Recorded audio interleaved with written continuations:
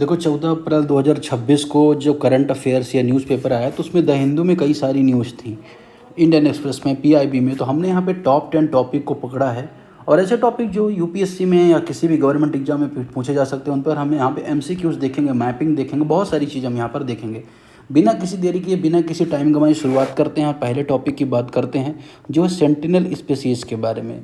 आप पूछोगे भाई सेंटिनल क्या है, स्पीसीज़ वहाँ की क्यों न्यूज़ में रही है, तो मैं आपको थोड़ा सा हिंट देता हूँ। देखिए, आईयूसीएन के बारे में आपने सुना होगा, international union conservation of nature. IUCN एक ऐसी संस्था है जो अंतर्राष्ट्रीय स्तर पर, जिसको 1948 में इस्टेब्लिश किया गया था, इसका हेडक्वार्टर इंग्लैंड में है। इसका पर्पज़ क्या है कि जो भी जीव जंतु, पेड़ पौधे, प्रजाति जो खतरे में हैं उनको लिस्टिंग करना कि इंडेंजर्ड है, ज़्यादा खतरे में है, कम खतरे में है, या उनका खतरा ख़त्म हो चुका है या विलुप्त हो चुके हैं, एक्सटिंक्ट हो चुके हैं।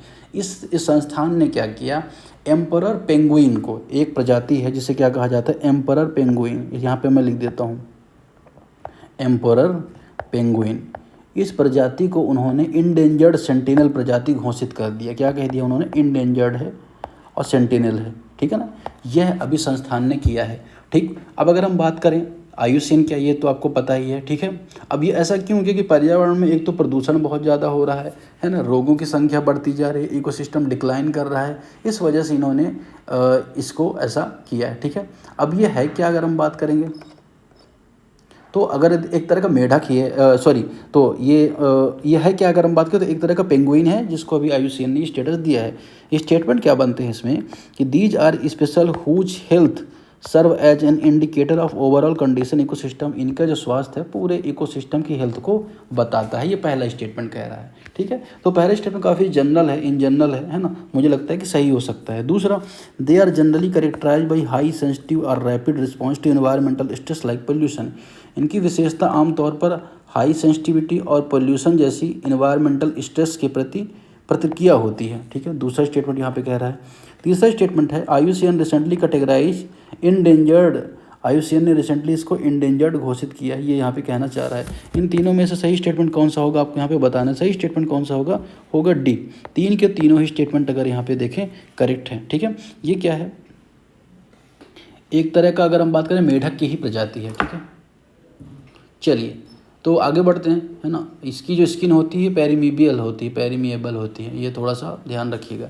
चलिए आगे बढ़ते हैं। नेक्स्ट क्वेश्चन है, नेक्स्ट क्वेश्चन किसके बारे में, एक्सरसाइज दस्तलिक के बारे में। भाई एक्सरसाइज दस्तलिक क्यों न्यूज़ में था, किसके किसके बीच में हुआ होता है, तो एक्सरसाइज जो दस्तलिक है भारत और उज्बेकिस्तान के बीच में होता है। किसके बीच में होता है, भारत और उज्बेकिस्तान के बीच में, ठीक। एक तो ये आपको पता होना चाहिए, ठीक। उज्बेकिस्तान की कैपिटल क्या है, उज्बेकिस्तान कैपिटल ताशकंद। ताशकंद ही समझौता हुआ था भारत पाकिस्तान के बीच, जहाँ पे लाल बहादुर शास्त्री जी की मृत्यु हो गई थी, ठीक है। तो उनके बीच ये अभ्यास है और ये अभ्यास का 7th एडिशन है। भारतीय सेना वहाँ पे गई है, एंटी टेरर वगैरह एक्टिविटी यहाँ पर होंगी। अब अगर हम बात करें जो उज्बेकिस्तान है, कल भी हमने इसके बारे में देखा था, इस पर मैपिंग हमने देखी थी कौन कौन से देश का बॉर्डर बनाते हैं। आज हम सेम चीज़ नहीं देखेंगे।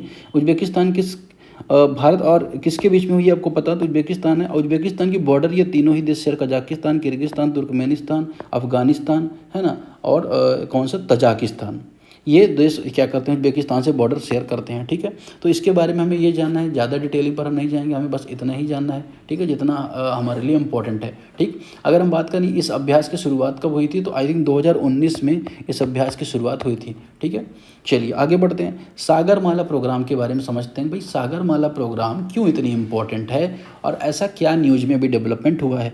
सागरमाला जो कार्यक्रम है उसकी जो लागत है 6.6 लाख करोड़ की लागत में 845 से ज़्यादा प्रोजेक्ट्स में चल रहे हैं और इसमें जो 1.5 लाख करोड़ के जो प्रोजेक्ट्स हैं वो ऑलरेडी कंप्लीट हो चुके हैं। लगभग 315 प्रोजेक्ट ये कंप्लीट हो चुके हैं। अब ये है क्या भाई, तो इसको शुरुआत कब किया गया था, 2015 में मार्च में इसको शुरू किया गया था सागरमाला प्रोजेक्ट को। पोर्ट लेड डेवलपमेंट है, मतलब पोर्ट आधारित जो डेवलपमेंट है उसको बढ़ावा देना, लॉजिस्टिक इफिशियंट हो, है ना। भारत की जो कोस्टल जो उसको एक माला बनाई जा सके, अगर बात करें भारत को पूरे माला की तरह पिरोया जा सके, जिससे जो ट्रांसपोर्ट कनेक्टिविटी है, कॉस्ट है, ये कम हो जाए, ट्रेड वगैरह बढ़े, तो हमारे इंटरनल जो ट्रेड है वो बहुत बेहतर हो जाए। तो ये कार्यक्रम का पूरा पर्पस था। इसमें क्या क्या बनाया जाना था, तो इसमें पोर्ट्स का डेवलपमेंट इन्वॉल्व था, ठीक है। यहाँ पे ऑप्शन देख लेते हैं, चलिए, कि ports modernisation and new port development, ये बात यहाँ पे करेक्ट है। पोर्ट का मॉडर्नाइज करना, न्यू पोर्ट डेवलपमेंट करना, ये था। दूसरा है पोर्ट कनेक्टिविटी इन्हेंसमेंट, पोर्ट के संपर्क को बढ़ावा देना। तीसरा पोर्ट लेड इंडस्ट्रियलाइजेशन, पोर्ट आधारित बंद औद्योगिकरण। चौथा कोस्टल कम्युनिटी डेवलपमेंट, तटीय समुदाय का विकास, यह भी इसका पर्पस था। एकदम यहाँ पे चार के चारों ही ऑप्शन यहाँ पे करेक्ट है, चारों ही ऑप्शन में कोई भी ऑप्शन यहाँ पे करेक्ट नहीं है। Coastal shipping, inland waterway transport को बेहतर करना इसका पर्पस था। कब शुरू की गई आपको पता है, ठीक है ना। अब अगर हम बात करें तो एक कमेटी है जिसे कहा जाता है NSAC, national Sagarmala apex committee, 2015 में ही बनाई गई थी। ये पॉलिसी गाइडलाइन जारी करती है, ओवरसाइट भी करती है पूरे प्रोजेक्ट का, ठीक है। तो ये आपको पता होना चाहिए। हाँ, अब इसके अंदर कितने बंदरगाह आते हैं, तो 12 प्रमुख बंदरगाह इसके अंदर शामिल किए गए। सही आंसर क्या हो जाएगा, सही आंसर हो जाएगा 3 के 3, 4 के 4 इसके करेक्ट आंसर हो जाएंगे। आगे बढ़ेंगे, नेक्स्ट क्वेश्चन की तरफ हम बढ़ेंगे। नेक्स्ट क्वेश्चन किसके बारे में, साउथ अटलांटिक एनोमली के बारे में है, जिसे अक्सर अंतरिक्ष का बरमूडा ट्रायंगल बोला जाता है। मुख्य रूप से किसके कारण होता है, किसके कारण होता है मुख्य रूप से, ये यहाँ पे पूछा जा रहा है। अगर हम बात करें तो जो साउथ अटलांटिक ट्रायंगल है उसको 2 भागों में बांटा जाता है। इस जिसे अगर हम बात करें लो अर्थ ऑर्बिट में, इसी की वजह से सैटेलाइट में समस्याएं थोड़ा सा बढ़ी हैं। अगर हम बात करें तो इसकी लोकेशन आपको कहाँ पे देखने को मिलेगी, जो दक्षिण अमेरिका है उसके दक्षिण पूर्व में यहाँ पे आपको इसकी लोकेशन देखने को मिलेगी। अफ्रीका के दक्षिण पश्चिम में देखने को मिलेगी, ठीक है। तो ये आपको पता होना चाहिए। क्यों होता है कि जो अर्थ का मैग्नेटिक सेंटर है वो अर्थ का एक उसकी तरह, किसकी तरह बताएं, कवच की तरह काम करने लगता है ना। इसलिए क्या होता है कि ये इसमें यहाँ पे चेंजेस और लगभग अनसर्टेनिटी देखी जाती है।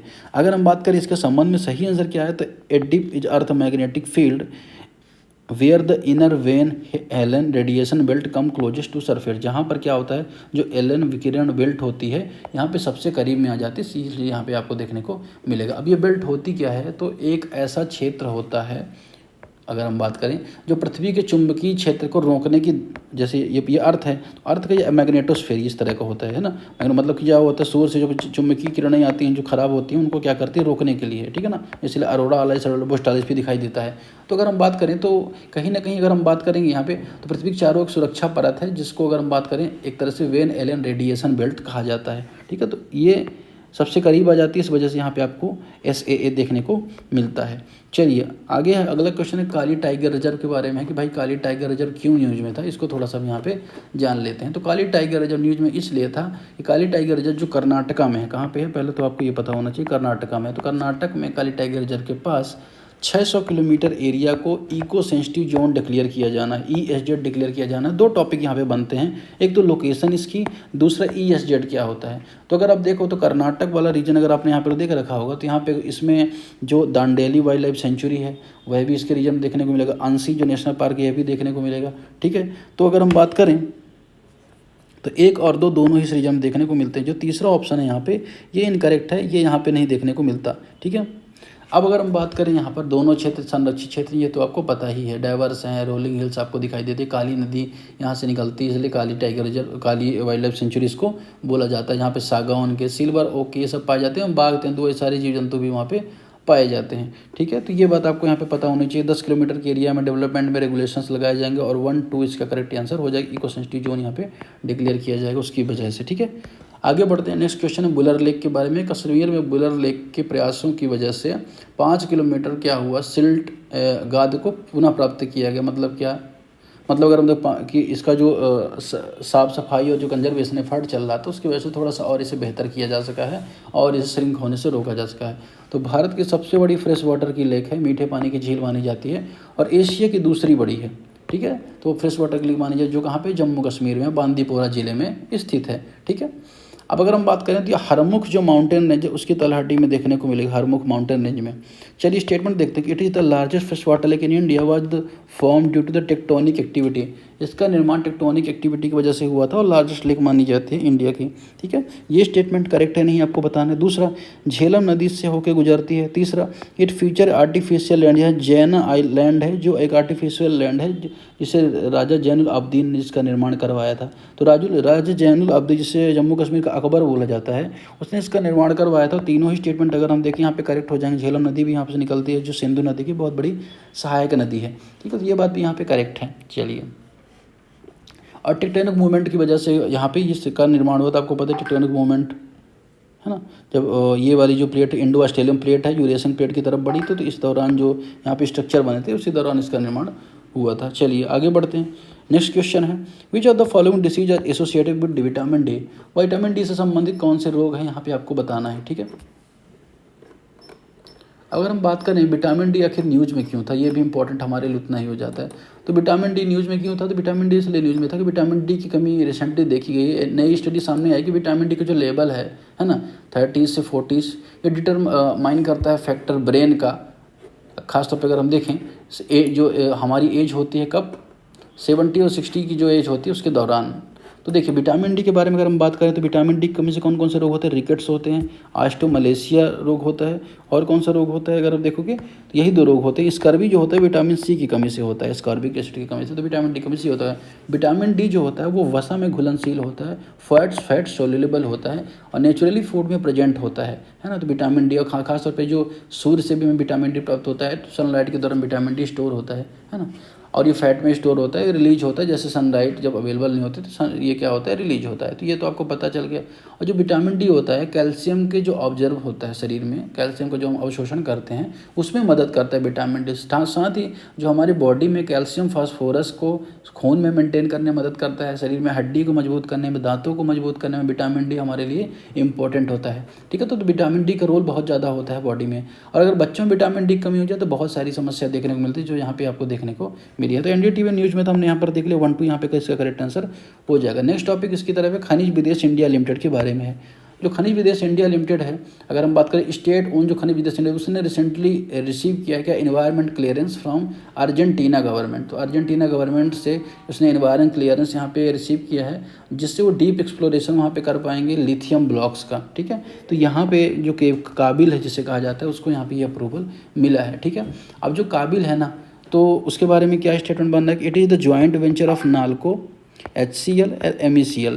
नाल्को HCL MECL का ये संयुक्त उद्यम होता है, यह फंक्शन करता है अंदर ministry of commerce and industry. Ministry of commerce नहीं बल्कि मिनिस्ट्री ऑफ माइंस ये फंक्शन करता है ना, खनन का काम है। तीसरा इसका प्राइमरी पर्पज विदेशों से लिथियम कोबाल्ट जैसी रणनीतियों को खोज करना है। भाई ये तो जनरल स्टेटमेंट है ना, तो ये करेक्ट हो सकती है। तो 1 3 यहाँ पे करेक्ट आंसर हो जाएगा, 2 ऑप्शन यहाँ पे इनकरेक्ट हो जाएगा, ठीक है। आगे बढ़ते हैं। नागार्जुन सागर जो श्रीशैलम के बारे में, किस पर्वत श्रृंखला का पार्ट है नागार्जुन सागर श्रीशैलम। अब रिसेंटली क्या हुआ है कि जो फॉरेस्ट डिपार्टमेंट है उसने ऑफिशियली स्टेप उठाए हैं किसके लिए, रिज्यूम करने के लिए। जो टाइगर रिजर्व जो प्रोजेक्ट है उसमें जो बहुत सारी चीज़ें चल रही थी उसको रिज्यूम करने के लिए हाल रिसेंट में स्टेप उठाए हैं।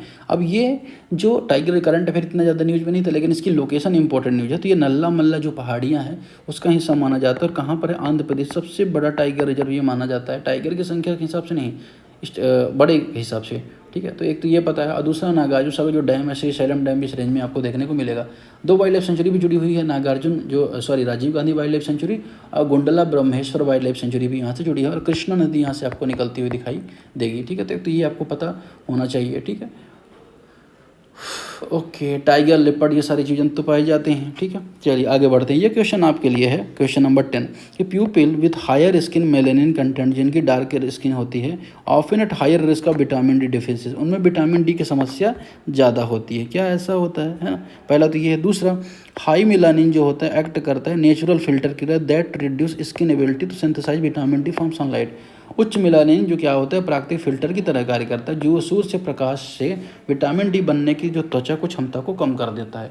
इसमें आपको बताना है सही स्टेटमेंट कौन सा है, और आपको एक्सप्लेनेशन आपको यहाँ पे मिल जाएगा इंग्लिश में और हिंदी में। Telegram channel completely free. Telegram